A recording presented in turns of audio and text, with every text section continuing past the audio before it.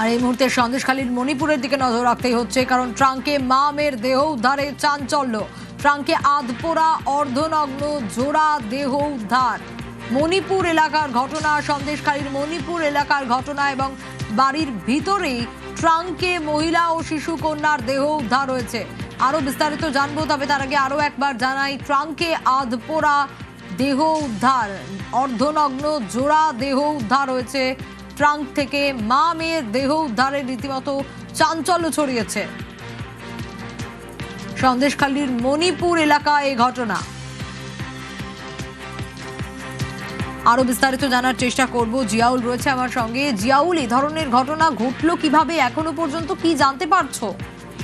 দেখো, এখনো পর্যন্ত স্পষ্ট নয় কিভাবে এই মা এবং মেয়ের অর্ধদগ্ধ অর্ধনগ্ন মৃতদেহ উদ্ধার হয়েছে। মূলত সন্দেশখালী মণিপুর এলাকায় একেবারে মা এবং ছোট্ট কন্যা সন্তানের মৃতদেহ, অর্থাৎ একটি ট্যাঙ্ক থেকে সেখান থেকে মৃতদেহ উদ্ধার করে।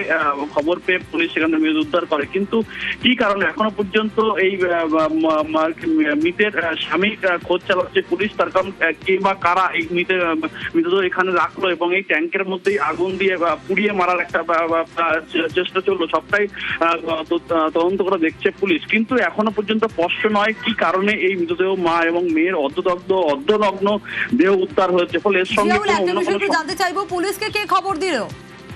দেখো, এলাকার মানুষই কিন্তু জানতে পারে, যেহেতু একেবারে ঘরের মধ্যে এই ট্যাঙ্ক থেকে মৃতদেহ উদ্ধার হয়েছে, ফলে এলাকার মানুষই তারা জানতে পারে, যেটা পোড়া গন্ধ, তারপরেই তারা পুলিশকে খবর দেয়। পুলিশ গিয়ে সেখান থেকে মৃতদেহ উদ্ধার করে।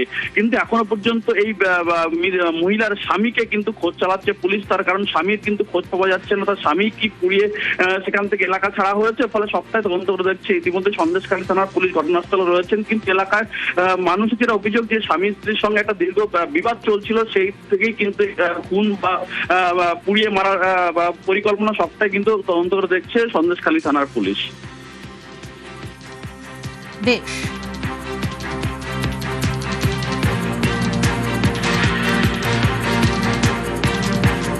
ট্রাঙ্কে আধপোড়া অর্ধনগ্ন জোড়া দেহ